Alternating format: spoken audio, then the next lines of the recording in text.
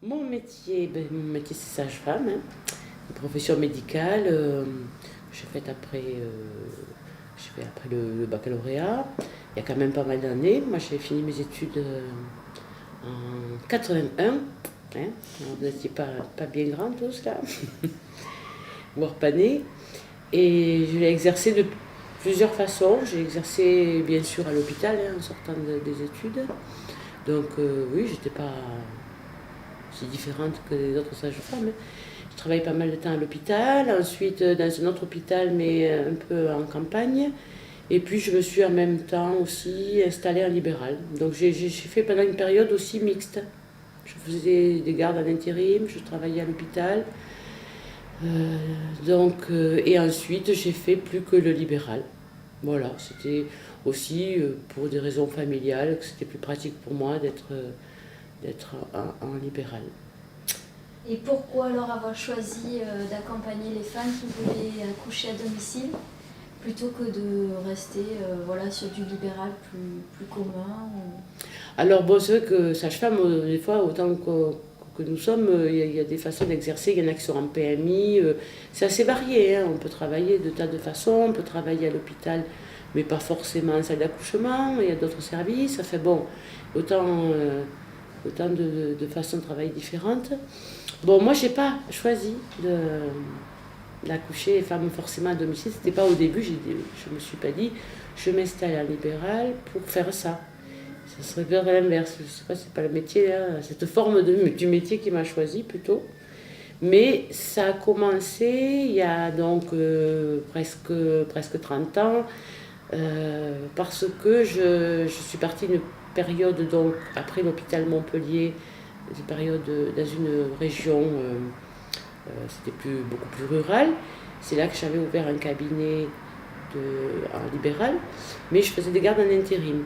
Alors, en rural, il se trouve que les petits hôpitaux ont déjà sélectionné aussi les grossesses, celles qui sont physiologiques, où tout se passe bien. Et puis, il y a les grossesses un peu plus épineuses. Donc là, on sait que dans les campagnes, on a des hôpitaux niveau 1, qu'on appelle niveau 1, c'est-à-dire que c'est un minima. Il y a un service où on peut, oui, faire des césariennes, des choses comme ça, mais il n'y a pas vraiment la réanimation, nouveau-né, s'il y a des problèmes. Les femmes, déjà, pendant leur grossesse, sont orientées vers les hôpitaux des grandes villes plus proches. Donc moi, comme c'était l'Aveyron, ça a été déjà des grossesses qui étaient orientées soit à Montpellier, soit à Toulouse. Donc il nous restait que le bon.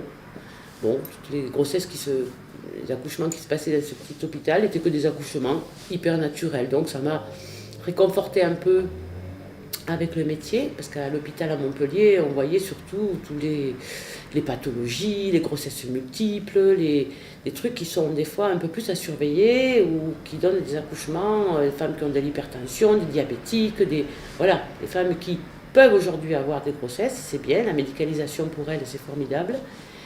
Mais c'est vrai que pour une sage-femme, ça donne une idée qu'un accouchement, c'est toujours quelque chose d'un petit peu voire dangereux, qui peut déraper d'un moment à l'autre, alors qu'en campagne, on a déjà trié un peu la population et on garde que ce qui se passe bien. Et voilà, et puis au pire, qu'on a le temps de muter ailleurs. Donc, moi, ça m'est arrivé de devoir intervenir sur des accouchements, mais inopinés à domicile, hein, c'était pas prévu. C'était des dames qui, tout d'un coup, un peu loin quand même de l'hôpital, ou du moins les intempéries faisant que pas du tout envie de prendre la route, et qui m'appelaient en me disant écoutez, si vous ne montez pas, moi je vais accoucher là. Hein. Alors de toute façon, bon, alors en tant que sage-femme, moi je ne peux pas refuser. Une femme va accoucher sur place, je monte et je l'aide. Hein. Si c'est pas moi, c'est les pompiers, mais autant que j'aille faire des gestes professionnels plutôt qu'un peu. Je ne dis pas que les pompiers ne sont pas professionnels, mais un peu plus, disons, appropriés. C'est pas la peine non plus de s'affoler. Hein, l'accouchement, s'il se passe vite, c'est qu'il se passe bien. Donc, alors ça a été une fois, deux fois, plusieurs fois. Des femmes qui avaient accouché comme ça me disaient oh ben, pour le prochain, on va pas partir à l'hôpital. Ça s'est bien passé. Bon, alors, de fil en aiguille, voyant que certaines me faisaient le coup, quelquefois, je me suis aussi équipée. Parce que bon, l'accouchement à domicile, c'est vrai que si quelque chose se passe, on a peut-être besoin d'avoir des choses pour stopper l'hémorragie, pour pour ventiler un bébé aussi qui arrive et qui est un petit peu, voilà, pour faire quand même un minimum de réanimation. On a été formé pour, et si on a le matériel, on le fait.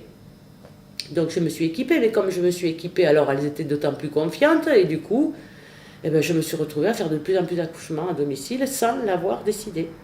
Voilà, ça m'a poursuivi. Et puis chaque année, le nombre a augmenté, et puis je me suis retrouvée à en faire à peu près 80 par an, toute seule. Bon, maintenant un peu moins parce que je me suis associée avec une autre sage-femme depuis 10 ans, même 11. Et du coup, voilà. Donc, je n'ai pas choisi, mais comme j'ai trouvé finalement mon compte aussi dans cette façon de travailler, parce que les rapports humains n'ont plus rien à voir, ce sont des suivis sur des années. Il y en a certaines qu'on a accouchées même plusieurs fois. Donc voilà, en fait, c'est vrai que ça apporte un côté qui est vraiment satisfaisant. Et pour toi, quels sont les avantages pour une femme d'accoucher à domicile? Alors pour une femme, il y a des avantages pour celles qui le voulaient. Parce que celles qui ne le voudraient pas et qui se sentiraient rassurées au milieu de matériel, personnel, effectivement, ce ne serait pas un avantage, elle serait stressée. Celle qui justement fuit un peu tout ça, l'avantage c'est qu'elle est chez elle, elle est dans ses éléments, elle est proche des siens, de ce qu'elle a choisi pour s'entourer ce jour-là. Et étant beaucoup plus décontractée, je pense que justement, ça se passe plus calmement. Ça se passe mieux. C'est pas une question de temps. Un accouchement peut être long et bien se passer, et peut être court et bien se passer. Mais voilà, pour une femme, c'est être vraiment dans son nid. Et puis, comme c'est elle qui a géré son travail, on ne l'a pas induit, on n'a pas dirigé. Je pense qu'à l'issue, surtout quand elle a eu son premier comme ça, je pense qu'une femme, l'avantage, c'est qu'après, elle a renforcé sa confiance en elle. Et pour devenir mère, il n'y a pas mieux que gagner une confiance en soi. Hein, les enfants le sentent. Voilà, elle a confiance en elle. Elle sait que voilà, elle a géré ça. Alors, puisqu'elle a géré ça, ça va. Elle se sent un peu plus... Voilà, enfin bon, il faudrait demander à certaines, hein, peut-être que... Je pense que c'est l'avantage principal. Voilà. D'accord. Il y en a d'autres, c'est celle de ne pas faire la navette au mari entre l'hôpital et la maison tous les jours et devoir gérer aussi les autres enfants quand il y en a. Alors justement, pour le papa, alors, l'accouchement. Pour le papa, voilà, il peut rester à la maison. Bon, il a quand même du travail, le papa, hein, il n'y a pas que des avantages, mais bon, il faut de bon cœur parce que à la maison, c'est pas pour reprendre la maison en main tout de suite. Hein, une femme elle accouche à domicile, on se repose. Mais le papa aussi, il est plus acteur dans l'accouchement. Il n'est pas forcément à l'écart avec cette sensation un peu de gêner. Il est acteur. La plupart des papas, quand on les interroge après sur l'accouchement, ils disent « quand on a accouché ». Oh. Et ils se reprennent et je dis « non mais c'est un peu ça, hein. Oui, c'est un peu ça ». Et les autres enfants? Les autres enfants, voilà, c'est aussi que bon, ils peuvent être un petit peu écartés momentanément. Parce que voir sa maman qui accouche, bon, ça peut se discuter, hein, ça peut les impressionner, ça peut leur faire un peu peur. Mais ils peuvent revenir très vite et il n'y a pas la séparation de toute la famille. Le mari d'un côté, les enfants chez les grands-parents, la maman à l'hôpital. Le bébé naît au cœur de la famille et tout de suite voilà. Je pense que c'est un avantage, ça, quand même, pour les enfants. Ouais. Et est-ce que pour la société, l'accouchement à domicile présente des avantages? Eh bien, présente des avantages pour la société. Alors, ça dépend. Pour les hôpitaux, peut-être ça ferait moins de monde. Enfin, pour la société, moi, je pense que s'il y a plusieurs avantages. Alors, le premier, on a essayé de se servir de cet argument pour dire que, quand même, il fallait plutôt le favoriser. C'est que d'abord, ça revient tellement moins cher que si la Sécu a décidé de faire des économies, là, ça serait l'occasion jamais. Mais apparemment, ça ne fonctionne pas, cet argument. Un accouchement à domicile revient à 400 € par là et 4000 à l'hôpital. Bon, il n'y a pas photo, quand même, ça fait une économie. Maintenant, si c'est les hôpitaux qui s'écroulent, il y a encore d'autres inconvénients. Mais l'avantage, c'est que, toujours dans la même philosophie, une femme qui accouche à domicile, son mari est là, les enfants aussi, c'est qu'ils n'ont pas besoin et recours à la médicalisation, c'est pas des gens qui vont être assistés. On voit des familles qui maintenant, un enfant touche 2 fois, on est déjà chez le médecin, et si le médecin est fermé, on est aux urgences. C'est pas la philosophie de ces familles-là, qui sont beaucoup plus autosuffisantes. Voilà, c'est ça. Donc, à long terme, je pense que c'est aussi l'avantage, c'est d'avoir des gens plus responsables et plus des assistés trop, qui ne savent plus trop à quel sens se vouer. L'accouchement à domicile peut sembler une pratique sortie d'un autre temps. Est-ce que tu penses, toi, que c'est dangereux? Est-ce que ça ne fait plus partie de notre société? Si je pensais que c'était dangereux, ben je ne serais pas là, je ne le ferais pas. Hein. Non, il peut être dangereux dans certaines conditions. Mais attention, à l'accouchement à domicile, les sages-femmes, nous, on n'agit que pour des grossesses physiologiques. Une dame qui est diabétique, qui a de l'hypertension, une pathologie antérieure à la grossesse ou révélée pendant la grossesse, nous, notre devoir, c'est de les orienter vers les spécialistes que sont les gynécologues. On n'est pas remboursé d'ailleurs, comme quoi. Mais si c'était dangereux, si on faisait des accouchements à domicile à plus d'une heure de l'hôpital ou même plus, ça pourrait être dangereux. Évidemment, à la distance, si jamais quelque chose ne va pas, à domicile, on dit stop, on arrête, on part à l'hôpital. Bon, on a moins de surprises que dans un autre temps, comme on disait, parce que maintenant on a des échographies hyper précises. On sait où est un placenta, on sait si le bébé, la moindre valvule de son cœur a été vue et revue, on sait qu'il n'a pas besoin de geste chirurgical, on sait qu'il va bien. Donc, ben oui, tous ces dangers ont disparu. Donc voilà, c'est la différence avec il y a 80 ans. La différence aussi, c'est que maintenant on a du matériel portable, on a des médicaments, on a de l'oxygène, on peut avoir des choses au pied du lit à la maison. Voilà. Donc c'est pas dangereux si on le fait correctement et dans de bonnes conditions, pas loin des hôpitaux en cas de transfert, et d'avoir organisé aussi le transfert en cas de. Voilà. Et tu as parlé des Pays-Bas, justement, comment ça se passe dans les autres pays? Alors des autres pays, bon, on parle de l'Europe parce qu'après, bon, les autres pays, bon, il y a les États-Unis, mais ben, dans les autres pays, c'est quand même moins marginal d'accoucher à domicile qu'en France. Ça, c'est sûr. Il y a le pays qui remporte la palme, c'est la Hollande. Ouais, les Pays-Bas comportent encore au moins 30% d'accouchements à domicile. Ça, c'est assez récent, hein, parce qu'il y a encore 10-15 ans, quand on s'occupait des maisons de naissance, ils étaient à 70% d'accouchement à domicile. C'est énorme. Hein. Et puis maintenant, on dit que ça fait mal, la péridurale, ça serait bien. Donc, ils sont en train de perdre un peu du terrain là-dessus. Donc, voilà. Mais en Allemagne, il y a beaucoup de femmes qui choisissent d'accoucher soit à domicile, soit en maison de naissance, ce qu'on n'a pas en France. Hein, du moins, la vraie maison de naissance, appellation maison de naissance, ça n'existe pas en France. Ce qui existe dans les hôpitaux, ça ne peut pas s'appeler maison de naissance, ça a été déposé. Et bon, s'ils prennent cette appellation, je ne sais pas si c'est tout à fait autorisé, mais c'est des centres nature, ce qu'on voudra, mais il n'y a pas cet intermédiaire.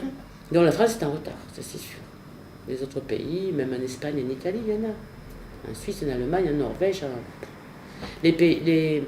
Au Royaume-Uni, en ce moment, on justement, bon, on préconise de plus en plus le retour à l'accouchement à domicile. Ils y envoient même les sages-femmes de l'hôpital. Lorsque une femme veut accoucher à domicile, elle n'a pas trouvé de sage-femme libérale, on lui envoie les sages-femmes de l'hôpital qui se déplacent par binôme avec le matériel pour faire les accouchements à domicile. Ça veut dire que dans certains pays européens, l'accouchement à domicile est favorisé. Favorisé. Et dans d'autres, ben, il est voilà. défavorisé. Et nous, en France, est-ce que les pouvoirs publics favorisent ce genre de pratique? Non. Que nenni, non. Et non. Alors bon, c'est des raisons politiques plus que, je sais pas, parce que la raison économique, on aura un peu brandi ça, mais voilà, pourquoi restera à comprendre. En dehors des pouvoirs publics, il y a aussi un problème d'assurance qui se pose. Alors voilà, bon, on dit, parce que c'est un droit constitutionnel, une femme peut accoucher à domicile. Certains pays, des fois, il y a eu des cas où une femme n'a pas pu. Je pense c'est la Hongrie où il y a une femme qui n'a pas pu, elle s'est retournée. Ils sont allés en cour européenne et la cour européenne s'est retournée contre le pays qui n'a pas fourni de sage-femme à cette femme. Donc je veux dire, il y a eu jurisprudence là-dessus. Hein. Donc on essaye nous aussi de voir par ce biais. Mais on dit l'accouchement à domicile, mais si, c'est autorisé, comme c'est un droit constitutionnel, non. Mais comment on fait pour pour le rendre impossible, eh ben, c'est d'essayer de faire disparaître les gens qui le proposent, comme les sages-femmes. Enfin, disparaître, il ne faut pas exagérer, mais en tout cas, bon, il y a tout un tas de sages-femmes comme moi qui ont été radiées. J'ai été radiée, moi, mais j'ai fait appel et j'ai eu, donc, on m'a supprimé cette radiation qui était pour moi provisoire, de 3 ans. Mais il y a pas mal de sages-femmes qui sont radiées à vie. C'est-à-dire que leur diplôme, elles le mettent à la poubelle, en tout cas, hein, pour la France. Bon, pas pour les autres pays, je ne sais pas. Mais, donc, s'il n'y a pas de sages-femmes et de médecins qui font des accouchements à domicile, il peut bien être autorisé, il ne peut pas se faire. Ou alors, on va aboutir à des accouchements non assistés de parents qui font tout seuls, et là, il y aura danger, parce que je pense que peut-être, les parents peuvent soit s'affoler alors qu'il n'y avait pas lieu, ou l'inverse. Ils peuvent ne pas s'affoler, ça saigne, mais oui, c'est normal, après un accouchement, ça saigne. Oui, mais là, c'est un peu trop. Une sage-femme, elle vous aurait dit que peut-être il fallait faire une piqûre là où... Voilà. Donc ça, alors comment, soit on les radie, les sages-femmes, soit on les décourage de s'installer en leur proposant des polices d'assurance qui sont exorbitantes. Quand je dis exorbitantes, c'est que ce sont des polices d'assurance qui font à peu près leur salaire de l'année, quoi. C'est-à-dire qu'on monte à des 25 000, 29 000 euros, enfin plutôt 25 000, mais parce qu'on considère que l'accouchement à domicile est dangereux, donc on va avoir des polices d'assurance qui vont nous mettre des cotisations, comme les chirurgiens, les anesthésistes, les échographistes. Eux, ils ont des assurances très chères, c'est un fait. Mais d'abord, ils n'ont pas les mêmes honoraires. Et la CPAM prend en charge à peu près 50% de cette cotisation. Nous, il faut qu'on ait les mêmes, mais on ne nous prendrait pas en charge non plus. Donc moi, déjà, je ne fais pas assez d'accouchements à domicile dans l'année, pourtant je dépasse les 50 maintenant, pour payer la police d'assurance. Donc c'est une aberration.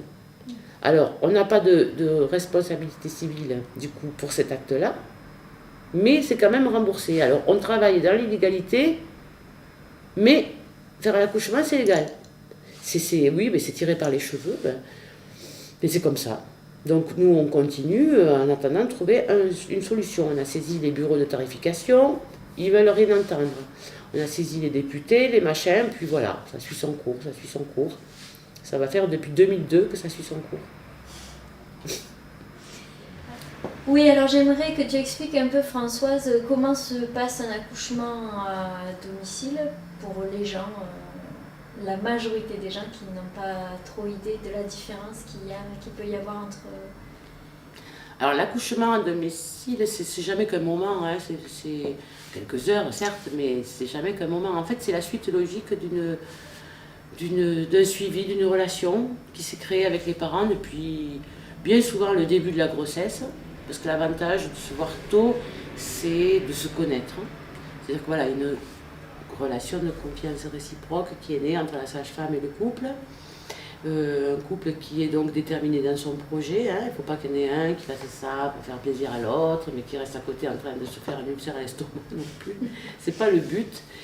Donc, à l'issue d'une grossesse qui s'est bien passée, où on a échangé plus que sur les données médicales, hein, un peu l'hygiène de vie, l'entourage, comment ça se passe, dans quel environnement se déroule cette grossesse. Donc voilà, on rentre un peu dans les familles, puisqu'on vient à domicile, on vient voir, on organise ça matériellement, mais ça c'est simple, hein, puisque voilà, on ne fait pas de scénario, on tâche d'avoir ce qu'il faut en cas de, et une fois qu'on a tout ce qu'il faut en cas de, l'accouchement se passe assez simplement, en fait, voilà. Donc, on a fait un suivi, tous les examens ont été faits, on sait que la coagulation est bonne, qu'il n'y a pas de problème, qu'il n'y a pas d'infection, au vu de tout, à la fin de la grossesse, on dit ben oui, ok, on peut faire ça. Mais on organise quand même une inscription dans un hôpital, 8e mois, en cas de, si jamais le jour J, il se passait quelque chose. Donc le jour J, alors comment savoir ce jour J? Bon, nous, c'est vrai qu'il faut être disponible. En général, on essaie de l'être. C'est vrai que c'est 7 jours sur 7, 365 jours sur 365 et 24 heures sur 24. Bon, voilà, c'est pour ça que quand on travaille en binôme, c'est assez confortable.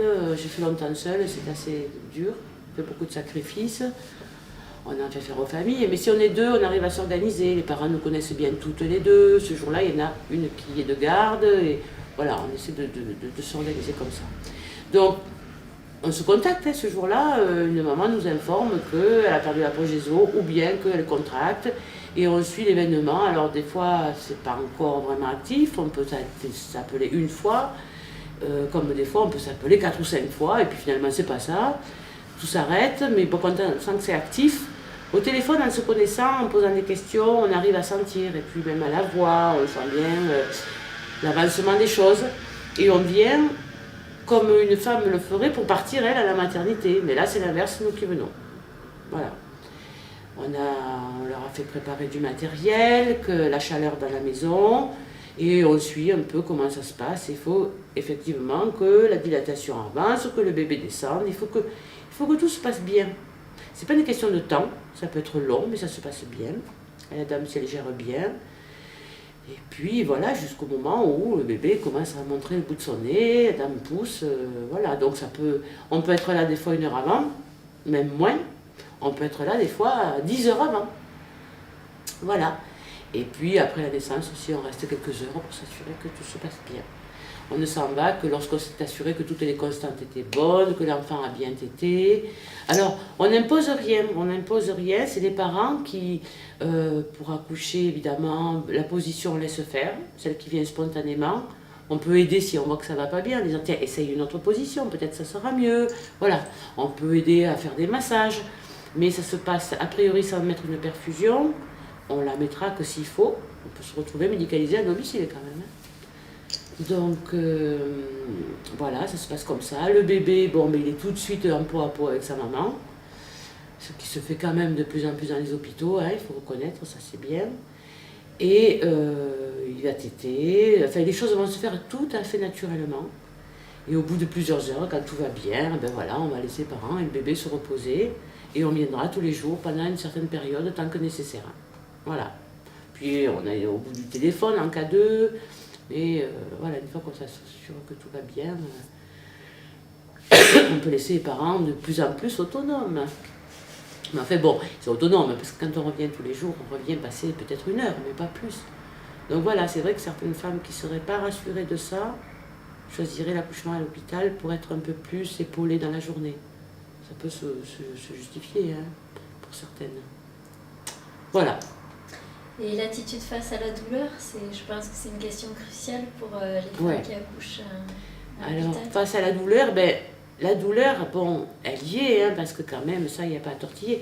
L'accouchement, 9 fois sur 10, c'est quand même un petit peu un mauvais moment physiquement pour le corps.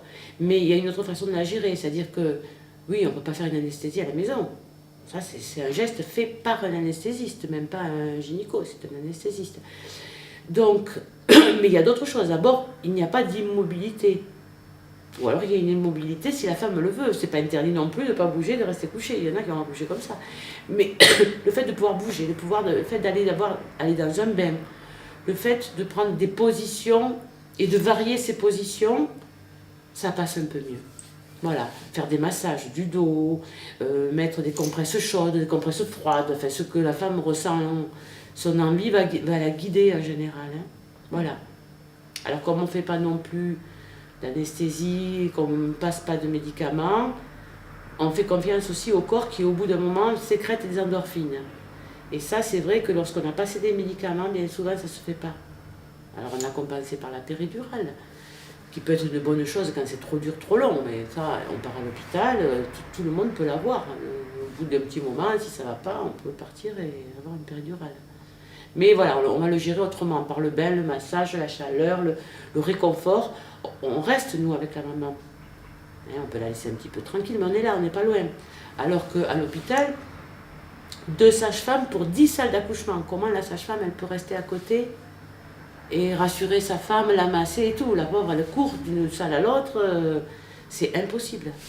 Donc c'est peut-être un peu pour ça aussi que, bon voilà, les femmes à la maison sont un peu plus chouchoutées, mais parce qu'on peut. On n'a qu'une à la fois, nous. Et les femmes qui accouchent à domicile, en général, est-ce qu'elles recommencent la fois d'après? Oui, souvent quand même. Souvent, pratiquement toujours. Quelques exceptions, j'en parlais d'un cas tout à l'heure, je crois bien que c'est le seul cas que je connaisse, mais sinon oui.